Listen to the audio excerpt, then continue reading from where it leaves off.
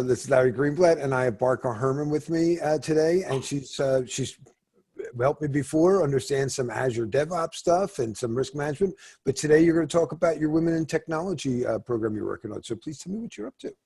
Yeah, absolutely. Yeah, so it's funny because I started out with like local meetups that were basically just focused on technology, and then I realized that there weren't any women-specific meetups. And so I started doing women in technology meetups locally. And of course, COVID happened and we all went virtual.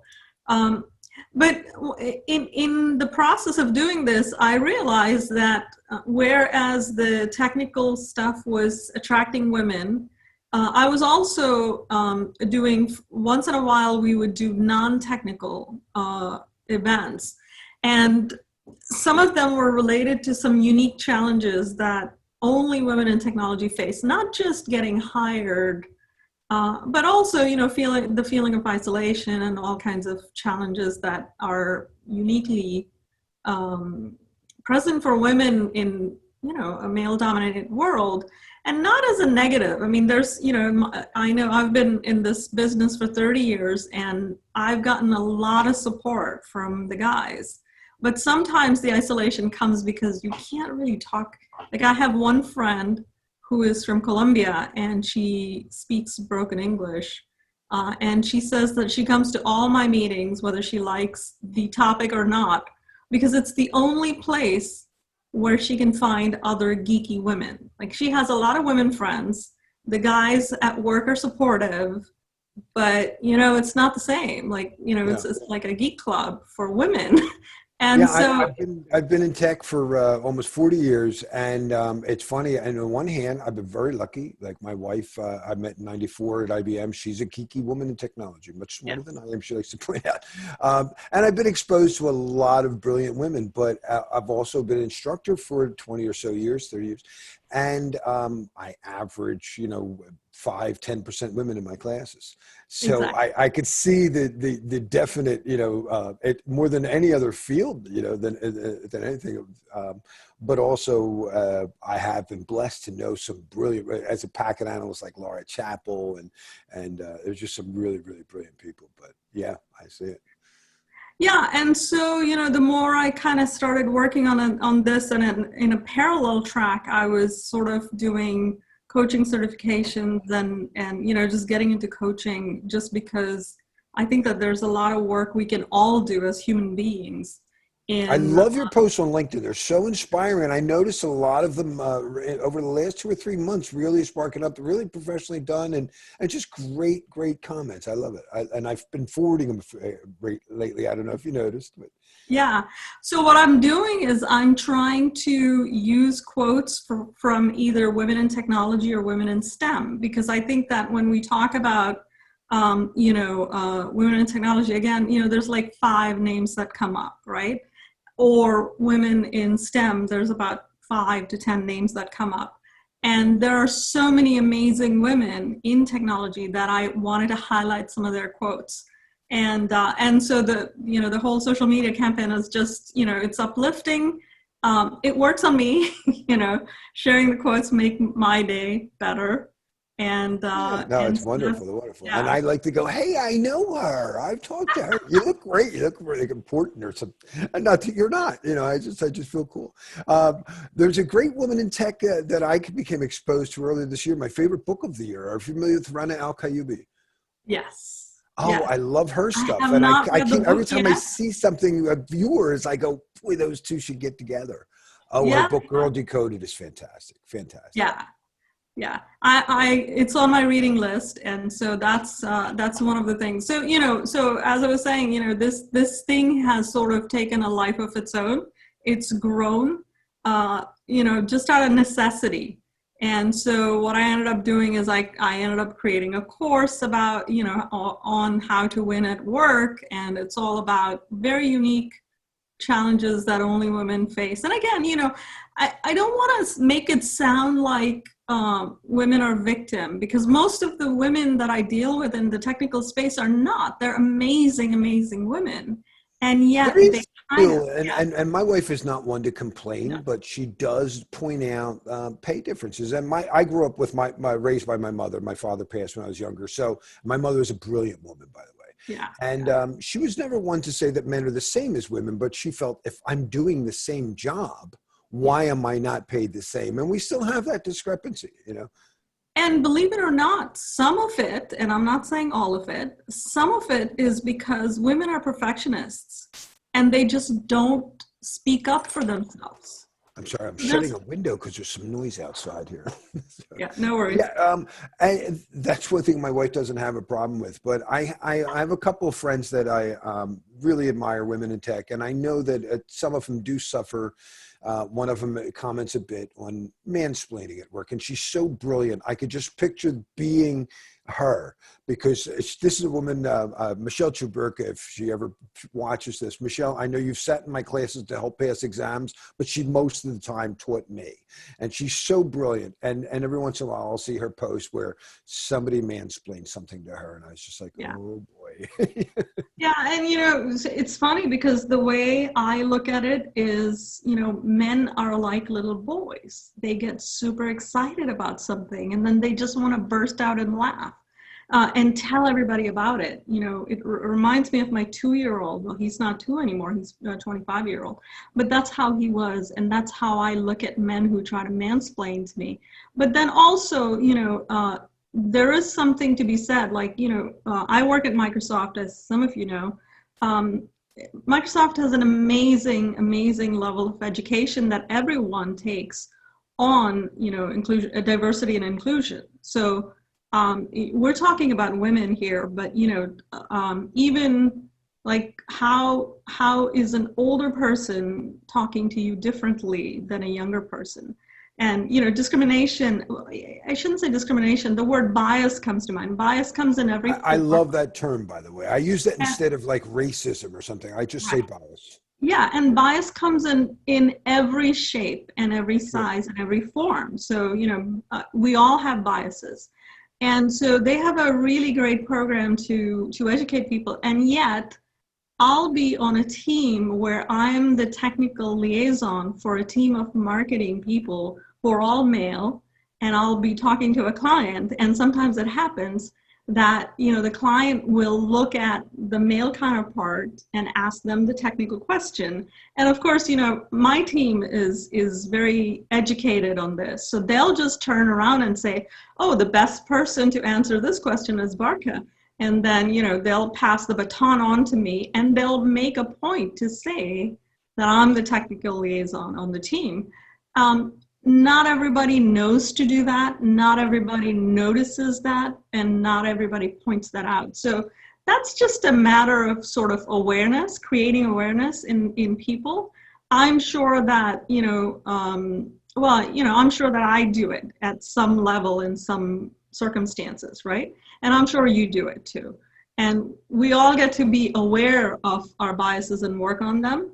But it's more than that. It's more than, so most of the women that I encounter in this are very successful, and some of the things that they've heard are very ridiculous.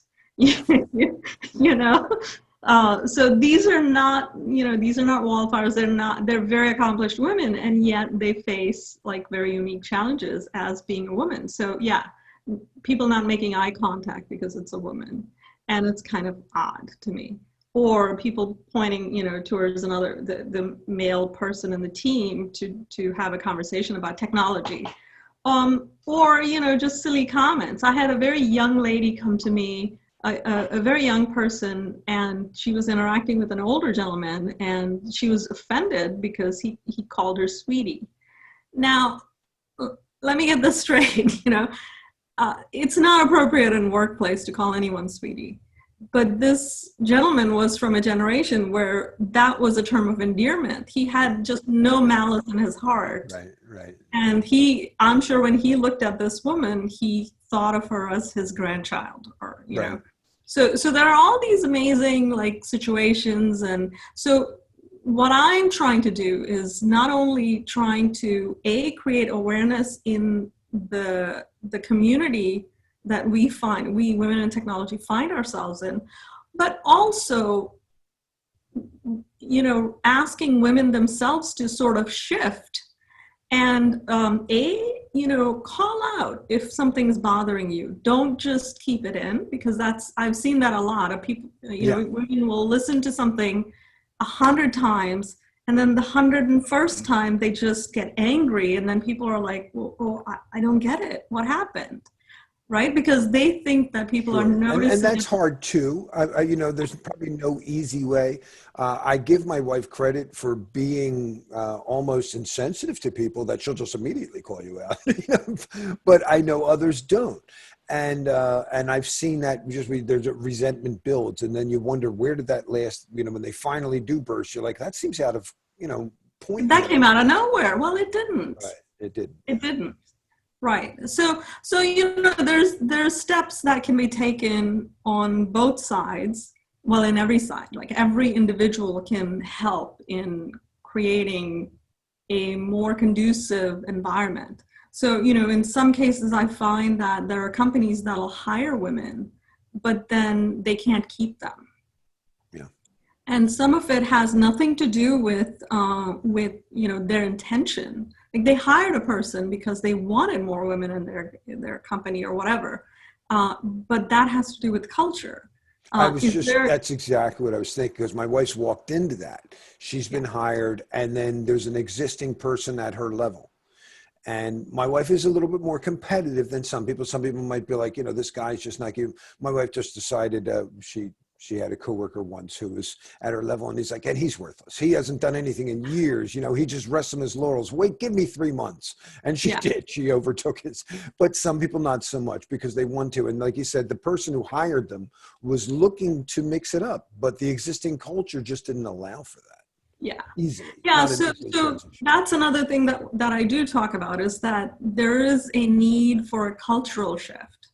So, you know, it's not just enough to sort of look at, you know, hiring a diverse, you know, workforce.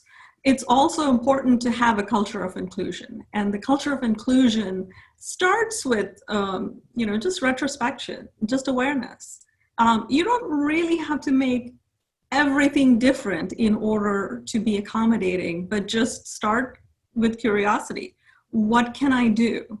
What is the toughest part of your day? You know, what small things, you know, small changes go a long way. So these are the kind of things. And then also, one of the things, I used to run a after-school program for middle school age girls. And so I've worked with women and young women a lot. And what I notice is that in elementary school, or primary school, as I used to call it when I went to school, women are leaders, young girls are leaders. They're overachieving, you know, they develop a little faster, their language skills are better. And then at a certain age, they start withdrawing. I just had a discussion with my 22-year-old daughter about something similar. So go on, and I'll let you know what her feedback was. Yeah, and I think that at some point they start having this perfectionism and self-awareness, like sort of a limiting belief conversation that I'm not good enough, and that kind of enters when they start noticing, and they start noticing at an earlier age than men do, I think. And so they start the whole self-censoring and I'm not good enough conversation. Or the other way, actually, our discussion was that children are very inquisitive. They're learning, and they realize, symbolic thinking, and they go to school, they learn how to read and write, and then they hit puberty. Yeah. And then it's not as the top thing on their mind. This, I want to be attractive to the other person. Right. And women learn that in a lot of cultures, men don't want to be challenged. They like a dumber girl. And she said, so she finds that girls dumb down, or at least act dumber, while they're teenagers. And it takes a while, and it's because they want to be attractive. They don't want to somehow scare off the guy. And she's upset about it. Which is so funny, because one of, I'm working on a workshop that's coming up in October. One of the topics is, how to be assertive, not aggressive. And I think that there's a fine line there, because there's a lot of, so you have the kind of woman who will get bothered by something, not speak up, and then they kind of have an outburst later. And then there are the women who are just so aggressive that everybody's scared to even say anything to them. And it's a really fine balance. And it is so fine, because if sometimes that same line when it played to a guy, he is just, he's that type of guy, where a woman, what's wrong with that woman, So it's not always fair, and hopefully I think the times change, they allow that. My wife, actually, people have been in meetings with us and thought that, embarrassed for me, because she is very aggressive. But I guess because of my mother and how I was brought up, the first time I met her, I was at IBM, and she was chewing some manager up, being very aggressive. And I was like, I didn't even see what she looked like. I was like, who is saying that to our manager? I'm in love with her. So I've always been attracted by it.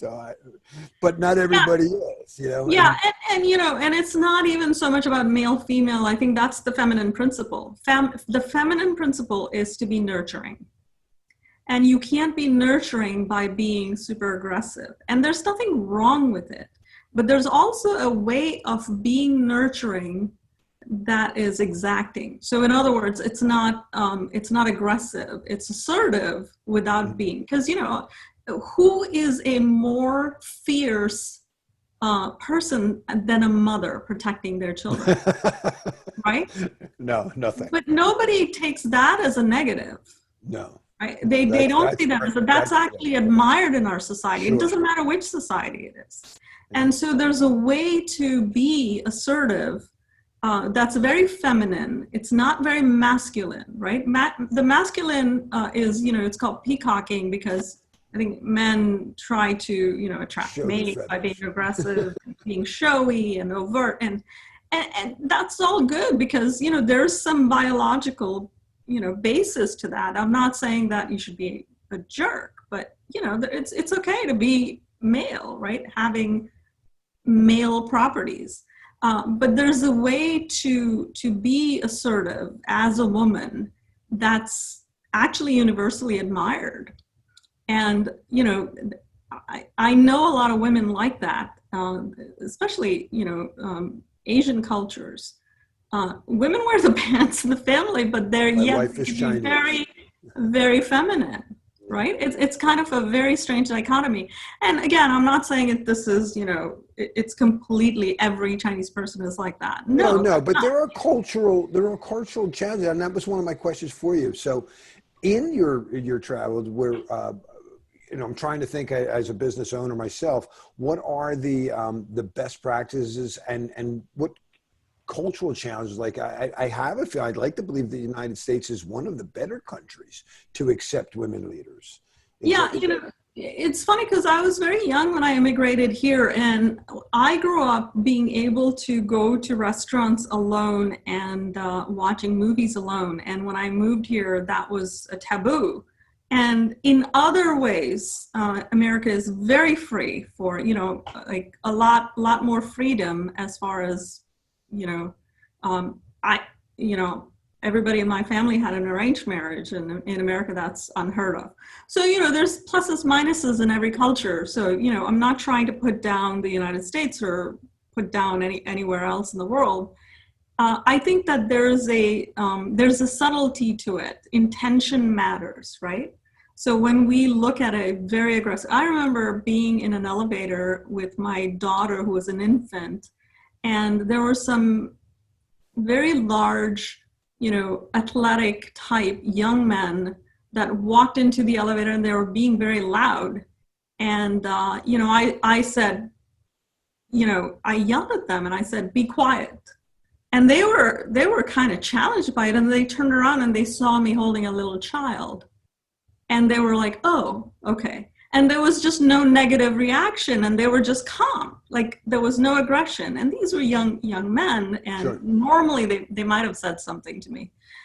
But, there's a way to be assertive as, being feminine that is available to all women. But I think that we kind of get confused. So yes, if you go to certain cultures, it's important to learn what are the norms of that culture, right? So in an Oriental situation, when you're out in the East, starting out super aggressive is probably not a great idea. It's a Even over common. there, I heard some great conflicts happening as Japan and China started doing business transactions a lot. And I think this was a 90s thing, an article, but in China, they have more initiatives for women to be equal in the workforce, Right, right. but in Japan, not as much. And there'd be Japanese businessmen would come over to China to business, see a woman in the office and say, hey, get me some more coffee. And Yeah. like, I'm an engineer in this room. I don't know where you're from, but I will not be getting you coffee. You know, Yeah, yeah. Well, there's that case, and I forget the author's name, and his face is right in front of my face. But there's a case of the Korean Airlines losing more planes than any other airline, and it had to do with the fact that the air they traffic controller didn't didn't talk. want to say, hey, this is a bad I decision. read that book. What was that book? I know the book you're talking Um, about. Yes. yeah, and And it was I'm a doing a cultural thing. complete. They just did not want to Yes, let people yeah, know that. and once they actually cleared that up, now the stats are even. But so these are the things that we get to pay attention to. Getting to know people at a human level always creates a I think it was connection. Malcolm Gladwell. Might have been. Malcolm Gladwell's book, yeah, The Outliers. It was The That's what- Outliers. Okay, I read The three of them. I Outliers. did blank Outliers. Yeah. Yeah. Yeah, and so look, we live in a multicultural society. We live in a place where we're doing business globally all the time, Yeah. and so the principles are the same. My niche happens to be women in technology because guess what? That's who I am, But then and you're a lot more than that. I mean, you've obviously been with the cutting edge of cloud computing, and I think you were probably the person who brought up DevOps to me, and now it's like the hot thing in DevSecOps. So I don't want you to come off here as just pigeonholed as a woman in technology leader. You're a leader in a lot of things. So. yeah. Yeah, and I like to think of it that way, and I tend to be a little more self-promoting than an average woman, in technology or not. So I benefit from that personality trait, but it's the trick is to understand yourself and understand the surrounding, and shift yourself first before you can shift everything else. And you'll be surprised how much change is possible if you choose to take it on. And Now, I like that part about shifting yourself because I'm terrible at a lot of things. And I try to point that out to my children when they're talking about this person needs a change. I say, I have a hard enough time getting myself to brush and floss after every meal. I got to get on myself. I'm the one who, I have some effect over. If I can't get me to do the right thing all the time, how am I going to get somebody else to do the right thing? And So as a parent, I'm sure that, you have the experience of this, is that children don't listen to what you say. No. Children look Watch at you what do. you do, Yeah. right? Yeah. And this is a human trait. So if you conduct yourself, with integrity, with respect, then others kind of mimic you. Now, there's always going to be that outlier that's going to be a jerk to everyone. And you can't have it all, but you can't change everyone. And you But can't I think change that them. You still got to start with yourself. That's always the best option. that's my point, is that if you don't expect respect from yourself, self-respect, then others won't respect you. If you are not in integrity with yourself, so in other words, you're bothered and you don't speak up. Yeah. You're not being in integrity with yourself, then people are not going to pay attention. So there's a lot you can do with just shifting yourself. And once you do that, then you can talk to somebody about shifting the culture in the company, in the department, and the team, because that's when you'll be taken seriously, right? Now, There's a reason you and I are on a call right now. Yeah. Now I see you. You have those links. Is there a central meeting place that women that you're organizing people around? So I'm gonna give you a couple of things. So one is just a Facebook group that you can join. This is a, And I I don't will really. share that in the video. Great. Yeah, and this is not this is just a Facebook group for women to just congregate and chat. And then I have a free workshop that I'm doing using, I have a bit.ly link there. It's just a free workshop. It's quick hour. You can learn, 5 things you can do to shift the energy in your workspace right away. And if you do sign up for that, then you'll be on my mailing list, and then I can send you. And my website, barkhaherman.com, is the fastest way, and I can type that in because my name is hard to type. I want to put in Harman for some reason because there's a Mark Harman, so I want to go. There's all the A's, but I do have it now. It's Herman. Yeah, it's Herman. So yeah, there's a lot of ways, but more than anything else, this is, I encourage all women to create communities wherever they are because there's a lot of local help needed. Right now, I'm fortunate that we're virtual, so we can talk about this virtually, and I can almost reach more people. But I mentor young women in my own backyard. And I've created the group because of the fact that, someone needs to do it, and why not me? Now, So, what are some of the more challenging things that people have come in with? Were there some stories that people where you just felt like, oh, wow, you're really in a bad place and you just need to move? Or right. So I have one young woman, and this is not her story. Other people have shared the same with me, but I'm going to say it in her words. Very outgoing, very, very geeky, but very friendly. And so she started a couple of communities in our area where she was hosting, events. She was running, she belonged to a national group, Sequel Paths community. She was hosting all the events. She was outgoing, very friendly. And of course, people started sort of stalking her, harassing her. trolling. That's To the exactly. point where, well, no, she's a very attractive young woman. So men just assumed that she wanted to have a relationship, and to the point where she shut down for a while, And so this is a pattern that I've seen a few times where, women kind of are out there, doing something for the community because they believe in this technology, and they're getting wrong kind of feedback, and they're too polite to tell people to F off or whatever, and sometimes the message is not received at all, and so I've had that happen, and this is a wide range, right? So it goes from subtle stuff, which is harassing and stressful, to overt acts that can be reported to an HR. But if you're running a community, there's no HR, right? You're running a meetup group or a community where there's no HR department there to report. And even when, it happens at a smaller level, some women are like, well, I don't want to be the squeaky wheel. I don't want to report it and say something. So that's one thing that I've seen quite a bit. There have been other situations. I know this young woman who is brilliant woman. And she's a security expert, by the way. And she was told that she won't be able to be a computer scientist because she has long hair.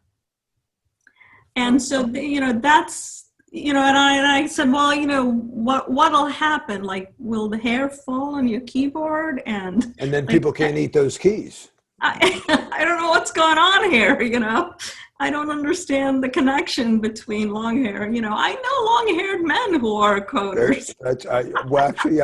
I've done some work at Microsoft. Actually, I trained for a lot of their people in the early zeros, 2003 to like 2006. And you've had some purple-haired and some very strange, all diverse type of hair. I'll just leave it at that. Mohawks that were huge, and they didn't care. They were just like, of all the fields, where hair would be an issue. I think that technology is a field where nobody cares, You're what making food. I length, don't necessarily. shape, color your hair is. Who Great cares? stuff. That's great stuff. Now, have you had some great successes where maybe whether it was an individual or an organization it changed? Or what do you have? Yeah, so I've coached a lot of women, and I won't go into individual stories, but I've had amazing success. I've had one person who was just so stressed out and down on herself that it was getting difficult for her to face work. And within and I did a 12-week coaching one-on-one with her, which I'm not doing anymore because I'm just overwhelmed with the requests at this point. But I worked with her, and by the end of it, not only was she promoted, same team, right? Same Oh, team. that's She didn't wonderful. switch jobs or anything. And she felt so happy getting out of bed every day and going to work. And And what was the catalyst? Do you think that I changed it? think that in this case, and I can definitely share this. In this case, I think that her entire work and focus was not what she wanted to achieve, but what she thought she needed to achieve. And so the work that I had to do with her was to get to a point where we got to know her first, right?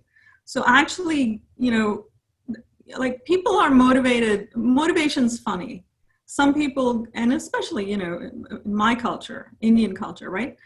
People become doctors because their parents want them to be a doctor or an engineer or whatever. So, this person, they were happy, she was happy in her technology career, but the way she was going about it was she was suppressing her strengths and trying to elevate her weaknesses.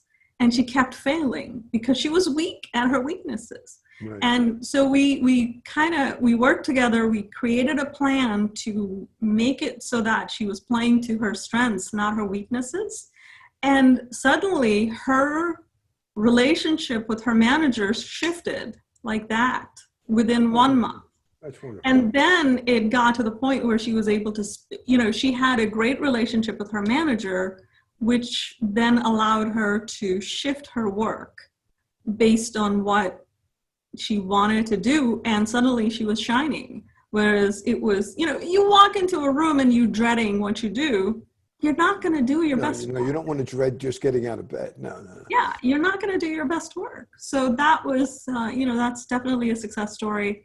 Understanding yourself is very important. And that's why I start with, who are you and what is it that you want to create before we go to anything else. And I'll bet that alone probably it can be a journey, just to get people to stop and think about that. Absolutely.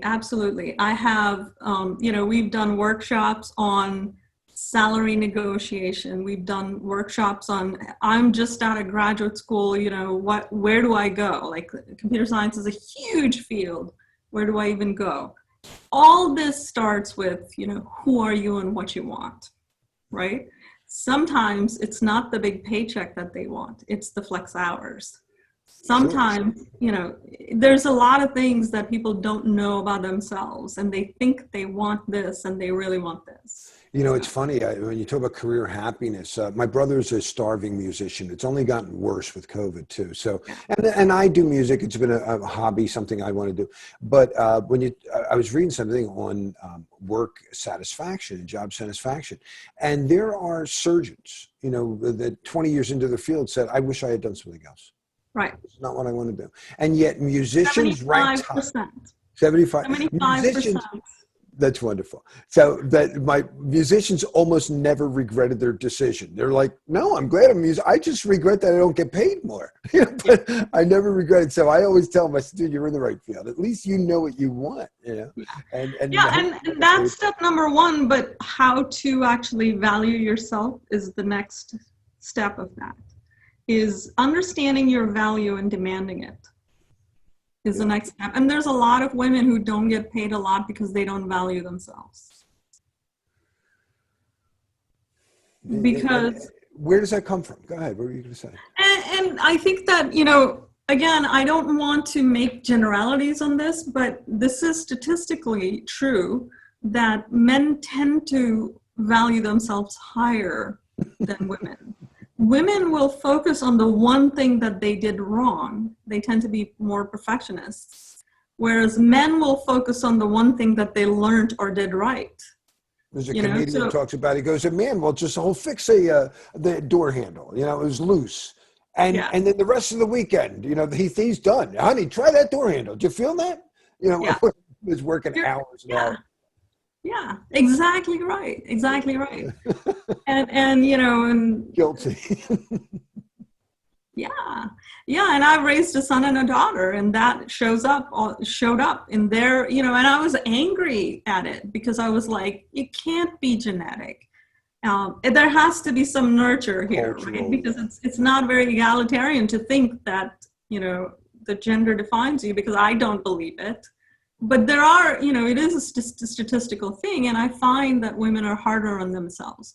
So if you walk into a negotiation and you're not convinced that, you know, pardon my language, your shit doesn't stink, then everybody else is, you give out that vibe, you know, you're not going to be able to negotiate.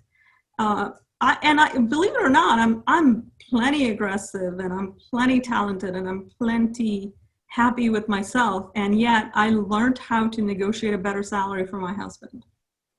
Because what he does, like, he loves to bargain. He'll walk into a room, and let's say that he wanted to pay $100 for something, and the person says it's $80. Immediately he just purses his lips and says, and waits. And the person says, well, okay, I'll give it to you for $75. That's great. That's great. And me, you know, I'm transparent. So I'm like, oh, $80, I'll take it. And so, you know, that was a skill that I learned from him. And it works. So, you know, he'll go in with a laundry list of things that he wants, and this is the minimum. But he keeps asking for more.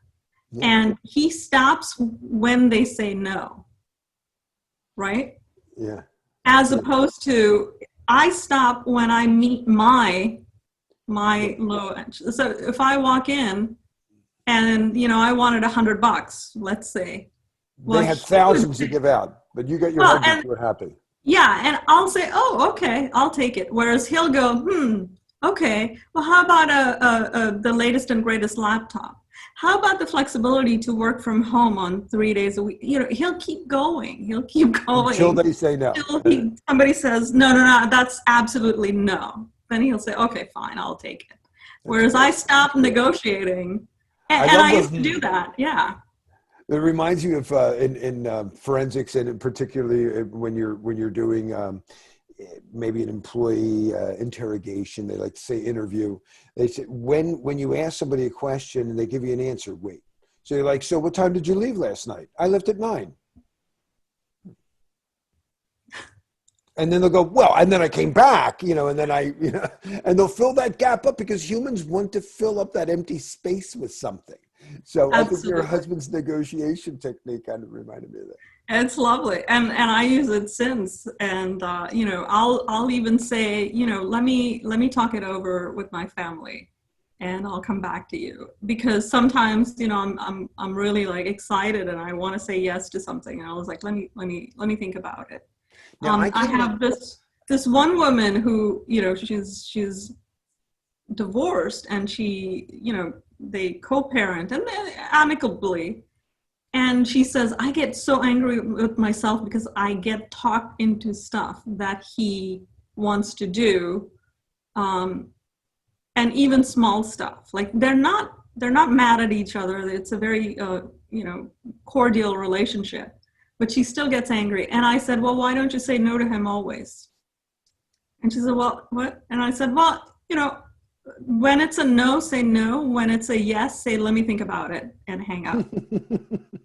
And she did that for a week, and she said, wow, my life has changed. Wow. Oh, that's great. That's great. And it's just a small thing. And, you know, her husband is a really nice guy, but he's a sales guy. Sure. And that's his personality. Yeah. He just wants more, and it doesn't even mean much to him, but that's his personality. And you can't blame a man his personality, but you know, that's who he is. Well, when you come up the tech side, you blame salespeople. Yes, you do. Yeah. Yeah. That's great stuff. So what other great stories do you have? Anything else that you're like particularly proud of an achievement here? Yeah, you know, so these are just some random stories that are coming to my mind, but you know, the more I work um, with women, the more I realize how prevalent this feeling is. It's Uh, amazing. It's amazing because, you know, like I said, I had kind of a heads up because I grew up with my mother. I had two older sisters. I got married and I've had daughters, the daughters. So I'm kind of surrounded. But you tend to think like, okay, these issues were solved. Now I knew from my mother that just the hiring bias, the pay bias is just wrong. And yeah, there's no legitimate explanation. If it's the same job at the end of the day, and I look at the amount of product produced, why yeah. would you say, yeah, but that's a woman? So, and yet it's amazing. I'll tell you, if you hire two people, you know, you fresh grads hired by a company, and same salary, same benefits, you know, two grads from the same class, they know each other very well, everything. Give them 2 years and there's a discrepancy in the salary. And why is that? And I think that it's because there are certain skills that just come naturally to guys, and women get to be taught those. Now, there are skills that come naturally to women that, you know, guys don't have also. So it works both ways. I'm not saying it's one-sided, but one of them is valuing yourself more. And that's something that I encounter all the time with a lot of women. And it's almost the other way. Like you said, men value themselves overly. Like, look at that door handle. And you're like, okay, you fixed the door handle 2 days ago. Will you help with the dishes now? Yeah. Great Yeah. stuff. But it's really been in my face because, and I hope you get a chance to read it soon, Rana Kayuba's book, Girl Decode. It's such a wonderful book. And her post, she's always helping women. And one of the great things she's done is look at bias, you know, and particularly in AI, her role was to make sure, like in Amazon, they had to shut down the hiring AI. It Yep. wasn't hiring women. And Yes. apparently it's not that it was told women are bad. It's just that it had never been trained that any like a resume that said I was a member of a women's softball team. Well, none of the good ones had that, you know, so that's Yeah. not right. And she said, you know, basically a battle against that, and it's wonderful to watch. You know, she's always celebrating these things. But Yeah, and this is an example of unintended bias, right? right, The- right. It's not it wasn't intentional. designed No. to do it, but if you don't speak up, then it doesn't get corrected. And that's the other part of, you know, my program is that, yes, you know, not only women get to speak up. If it bothers you, then it's worth talking about. And it may be a small thing, but it's still worth talking about. And also, when we have these events, we have diversity and inclusion events within Microsoft. We do problem solving by actually creating tables where the guys, they want to help us, but they don't know how. They have no clue.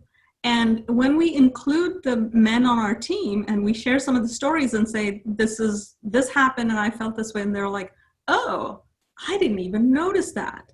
And once we include them, they're our allies. So they're willing to work with us and they're willing to notice those things. But sometimes you have to say it, and you have to say it more than once. You can't just mention it once and then never bring it up. You have to be reminded, you know, even a sales pitch, you have to say it, you know, between 3 to 7 times before a person listens. And also, different people listen differently. And so, you know, that's communication is also a skill. Women tend to notice a lot of small things and they pick up cues quickly. Sometimes men don't. No. And it's My not. mother loved a song called "Little Things Mean a Lot." And it actually strikes me a lot. You're right. Men are broad strike, you know, they're not. Broad strokes, yeah. You know, I look at it as the calipers, right? You know, you measure. There's 2 settings. There's the big thing, and then there's the fine tuning one. And I think that women tend to be tuned, and it's not all women, but most women tend to be tuned on the fine stuff, and men tend to be the big stuff. So it's a setting. And, you know, so you can kind of go, wow, I didn't even notice that. And that's okay. I'm not saying that, you should suddenly become the same instrument But as another person. understanding, knowing where you are, understanding the However, environment. knowing that there is a difference and knowing that when it is pointed out, there's a reason for it Now, is, there's recent, and again, I never know. I want to be careful when you say this is a male trait, this is a female trait, and later on, that's because you learned that. But and I would default to joking around. It's like, my wife is smarter at this, but I'm better at carrying heavy bags. So right. I think that is true. But there is one thing that I thought was really fascinating, and it's led to not big arguments or anything. My wife's wonderful, and I'm very lucky. But men seem to be better at taking things out, and women are better at putting things away. So when I do this in data science, men are very good at retrieving, something, but they're not good at like creating the meta tags. Right. Men are very good at taking the tools out and fixing the doorknob, but then they leave all their tools sitting out on the counter. And then I wind up buying another one. And I go, she goes, you already own one of those. No, I couldn't find it. That's because you didn't put it away, and I must have put it in the wrong place. Here it is, but it's your fault. But it seems it's funny you mentioned that because, again, there's a masculinity and femininity test, and most men have more masculine traits than feminine, and most women have the other way. Some are flipped. Sure. Yeah. Some are flipped. Me and my husband both took these tests, and won't you know it, we're both in the middle. On what? On masculinity versus femininity. I And wonder so where that's we kind of, fall, because I it's cry very at movies. interesting. My wife doesn't. I'm extremely emotional. I love Broadway musical shows from the 20s. That doesn't seem like a masculine thing, but I do. Yeah. She loves sports. And so I'm not tied to this whole, man-woman thing. I think that we're all different, but I think that we all have this in common, that, awareness will help create better relationships. Absolutely. Awareness of yourself and awareness of the environment. Yeah. Exactly. And better relationship creates, success, happiness, friendships, doors open up for you that didn't exist. So understanding others, understanding yourself in order to understand others is very important. And then, asking for help when you have stuff that you need to be complimented on, right? Which supposedly is a female trait, that they are more likely to ask for help. Right, The old exactly. men do not want to stop for directions. Thank you, GPS. Exactly. GPSs don't do, though. I was just teasing my wife. When I make the wrong turn, my GPS, when I go, well, how do I get there from here? He goes, well, you shouldn't have made that left. You should have listened to me back there. It just corrects it right from there. Yeah. My wife, I'll tease her. I say, you don't need to spend 5 minutes to tell me what I did wrong last time. Just let me know what I need to do from here. Yeah. So that's wonderful. So where are you now? You're at Microsoft. You're still doing Azure stuff, right? Yes, I am. And you are involved in the DevOps and DevSecOps still? Yes, I'm still doing a lot of DevOps. As a matter of fact, I work mostly in data and AI, but one of the things that has come late to data and AI is DevOps. And DevOps is a discipline that it's a way of life. To me, it's like a Zen. Now, if I can just slide over to that subject, because I happen to have gotten a contract next week. I'm going to be teaching a security class for an organization that two groups are going to meet each other. So I'm teaching a cloud security class. There's going to be like 7 or 8 InfoSec, guys, and 6 DevOps people. And I'm like, oh, this ought to be fun.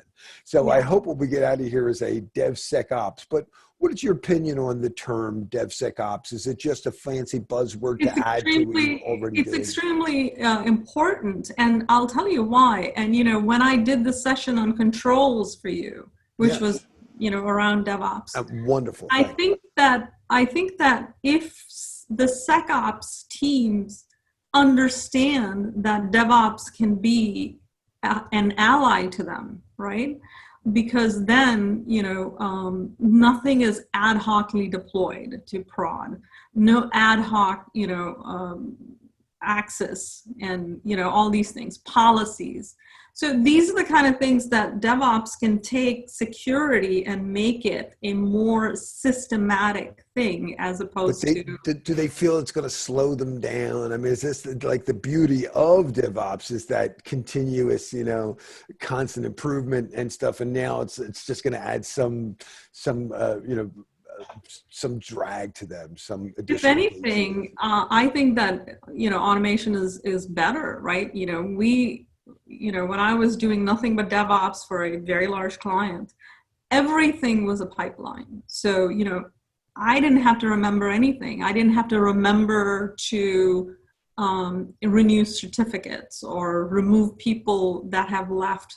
There was a process that to all of it. microservice was already done. Right, because then, I could do like real intelligent, security analysis, controls, policy analysis, because that's where my creativity is. It's not the jobs that could be automated, right? So there's a power to it, and that's why I think that DevSecOps is very important, and they can be really good allies. I think they have to be. I mean, they have to put that together. And I got to give her credit. My wife, she said, think of instead of in the classical development, somebody puts together a sandwich.